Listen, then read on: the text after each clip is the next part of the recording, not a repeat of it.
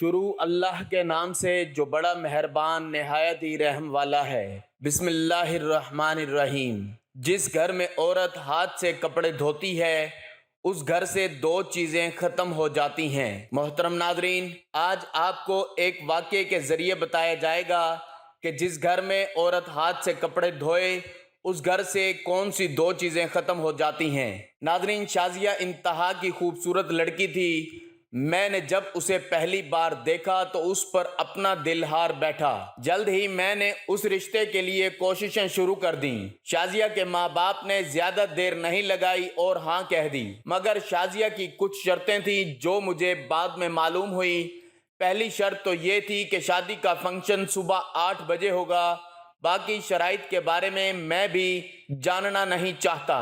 گویا کہ اس نے یہ بات کہہ دی کہ شادی سے پہلے ان باتوں کا جاننا ضروری ہے، مگر یہ شازیہ کے عشق میں اس قدر پاگل تھا کہ کسی شرط کو خاطر میں نہیں لایا۔ میری شادی غیر مشروط تھی اور میں جاننا چاہتا تھا کہ میں شازیہ سے شادی کر کے کبھی نہیں پچھتاؤں گا۔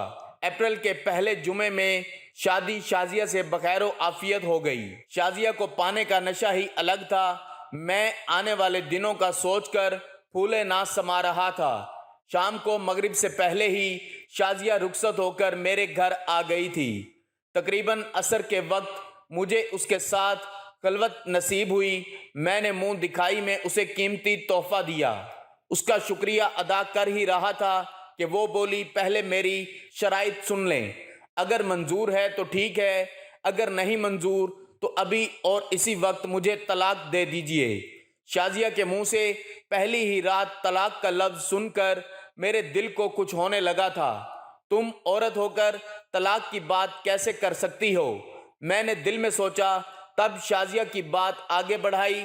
میری شرط بہت ہی آسان سی ہے، وہ یہ کہ تم رات کو کبھی میرا چہرہ نہیں دیکھو گے، چاہے تمہارا جتنا بھی دل چاہے، مگر میں تمہیں رات کو اپنا چہرہ نہیں دکھاؤں گی۔ باقی تمہاری ہر بات مانوں گی، تم جو کہو گے ویسا ہی ہوگا۔ ایک بات میری مانی جائے گی کہ رات کو تم کبھی میرا چہرہ نہیں دیکھو گے، نہ ہی میں رات کے وقت کسی سے ملوں گی۔ اندھیرا ہوتے ہی تقریباً عشاء کے وقت میں اپنے کمرے میں چلی جاؤں گی۔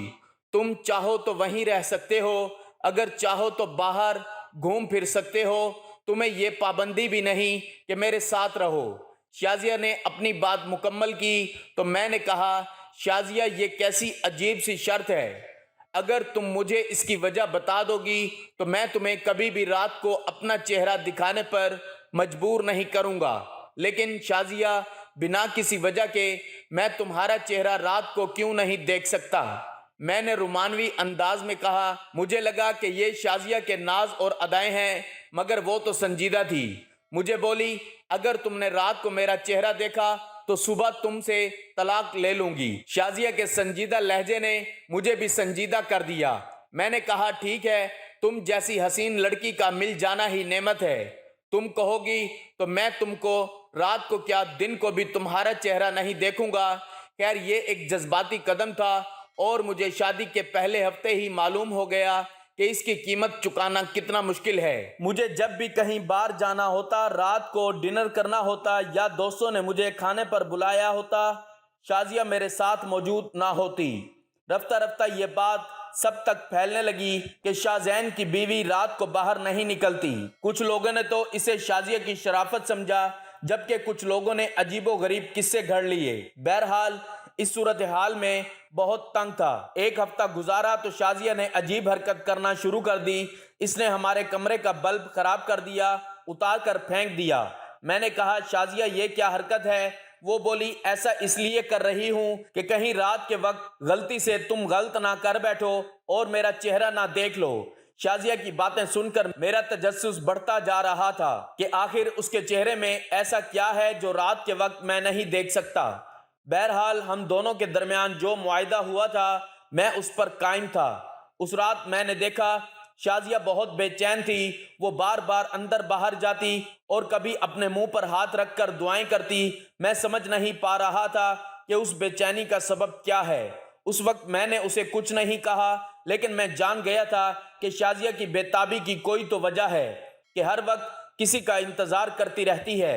اس کی نگاہیں فون پر لگی رہتی اور جیسے ہی فون آتا وہ ہلکی آواز میں بات کرنے لگتی۔ ہم دونوں کے بیچ سخت جیسی کوئی بات نہیں تھی، اس لیے میں نے کبھی اس کا فون سننے کی کوشش نہیں کی، مگر ایک دن شازیہ کے بات کرنے کے بعد اس کے رویے سے اندازہ ہوا کہ وہ کسی اور کو فون کرتی ہے۔ مطلب یہ کہ اس کے میکے کا فون نہیں ہوتا تھا بلکہ وہ کسی اور شخص سے بات کرتی تھی۔ شازیہ نے آخری بار جب فون پر بات کی تو میں نے ایک مردانہ آواز سنی تھی جس سے اندازہ ہو رہا تھا کہ شازیہ کسی غیر شخص سے بات کرتی ہے۔ اب تو جیسے میری زندگی کا سکون لٹ گیا۔ بیوی خوبصورت تو تھی مگر خوبصورت نہ تھی۔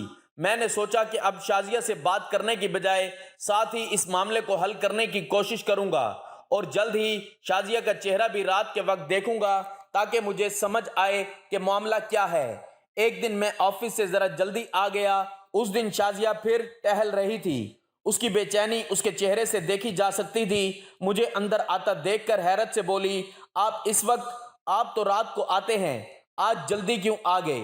اس کی حیرانی دیکھ کر مجھے اور غصہ آیا۔ کیوں تم میرے جانے کے بعد ایسا کیا کرتی ہو کہ میرے آنے سے تمہیں اس قدر حیرانگی ہو رہی ہے؟ میں نے غصے سے پوچھا۔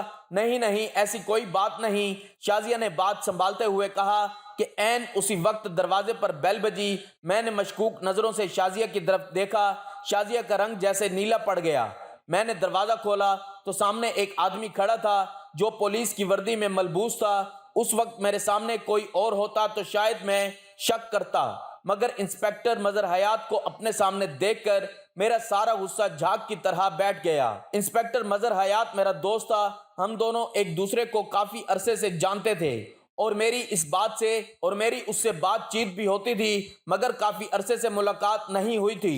یوں کہیے کہ 2 سال سے ہم دونوں ملے نہیں تھے۔ میں جانتا تو تھا کہ وہ ہمارے ہی علاقے میں انسپکٹر تعینات ہے، مگر مصروفیت کی وجہ سے دونوں کی ملاقات نہیں ہو پائی تھی۔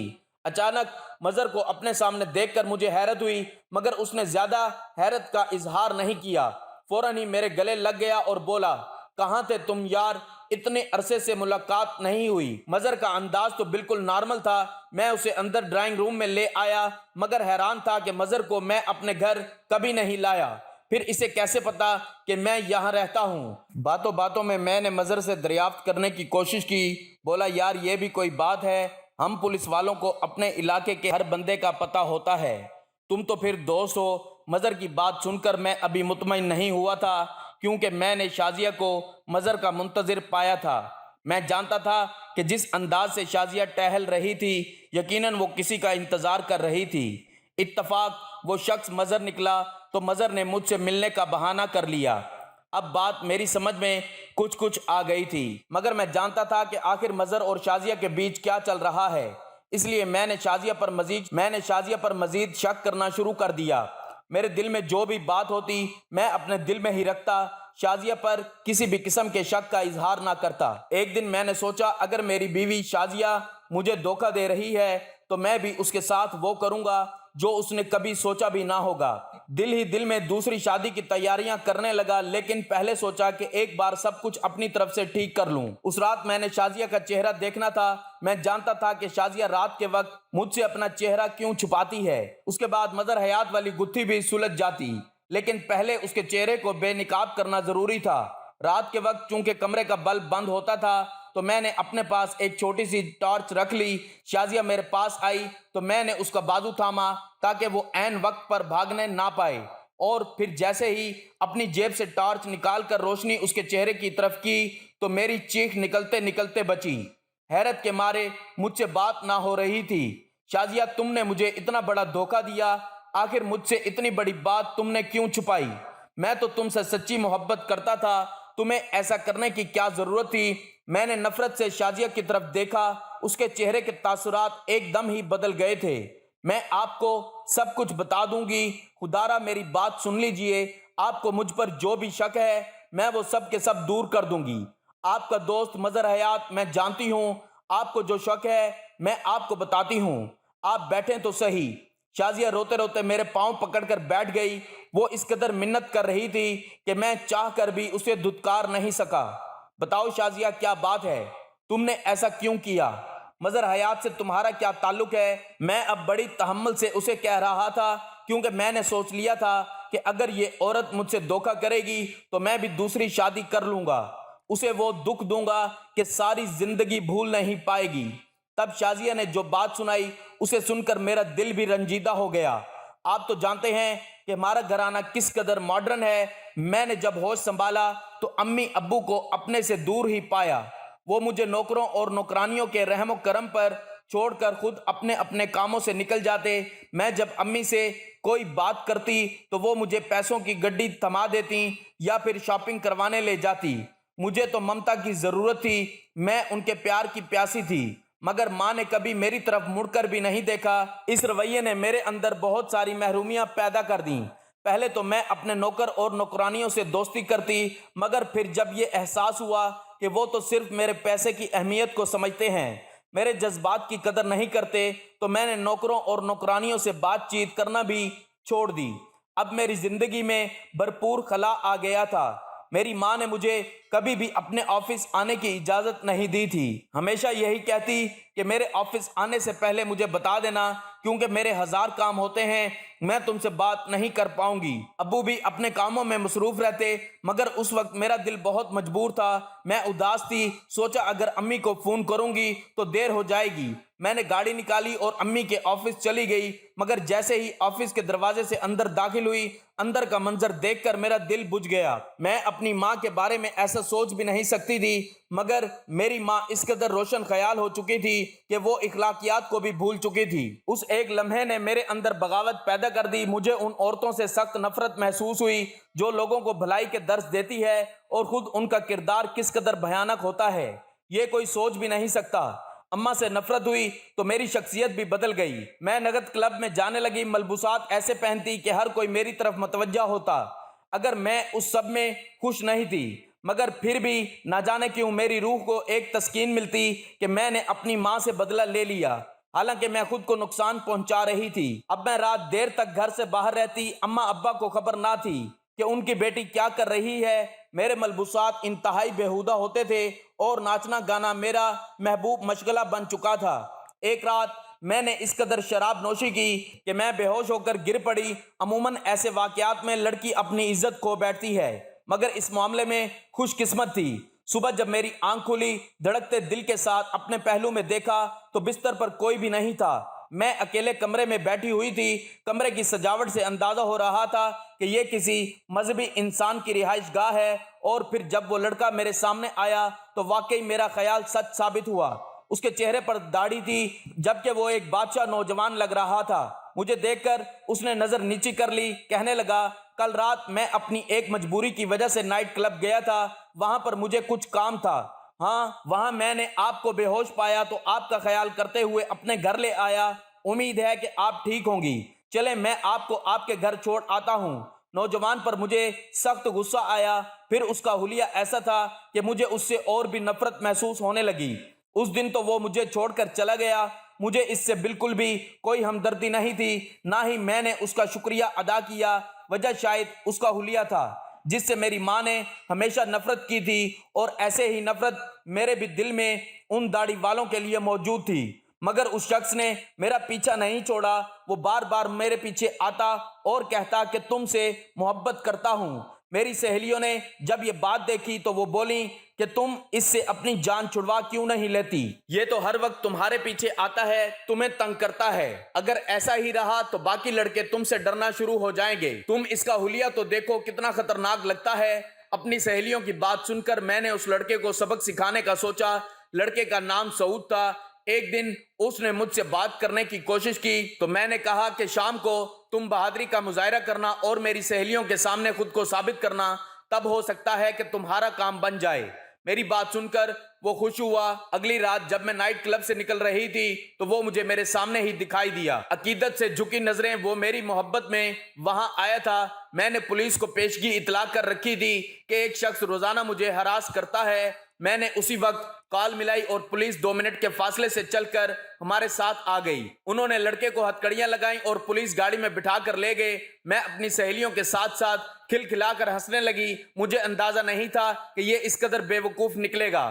بہرحال اس کو تھانے پہنچا کر میرے دل کو سکون پہنچا، مگر پھر اگلے دن سہیلیوں کے بھڑکانے پر کہ اس کی حالت معلوم کروں میں تھانے چلی گئی، مگر تھانے پہنچ کر جیسے میرا کلیجہ ہی کٹ گیا ہو۔ پولیس والوں نے مار مار کر اس کا برتا نکال دیا تھا، وہ بہت اذیت میں لگ رہا تھا، چہرے پر خون کے نشان تھے، جبکہ تشدد کے باعث اس کی آنکھیں سوجی ہوئی تھیں۔ اسے دیکھ کر مجھے سخت افسوس ہوا، اس کی آنکھوں میں موٹے موٹے آنسو تھے۔ مجھے دیکھ کر اس نے آسمان کی طرف دیکھا اور بولا، میں نے اپنا معاملہ اللہ تعالیٰ پر چھوڑ دیا، خدا کرے تمہاری راتیں کبھی پرسکون نہ ہوں۔ اس کی بد دعا نے مجھے اندر تک ہلا دیا، مگر میں نے بظاہر کسی قسم کی پریشانی کا اظہار نہیں کیا۔ یہ تقریباً صبح کے 7 بج رہے تھے جب میں اپنی سہیلیوں کے ساتھ اس سے ملنے گئی تھی۔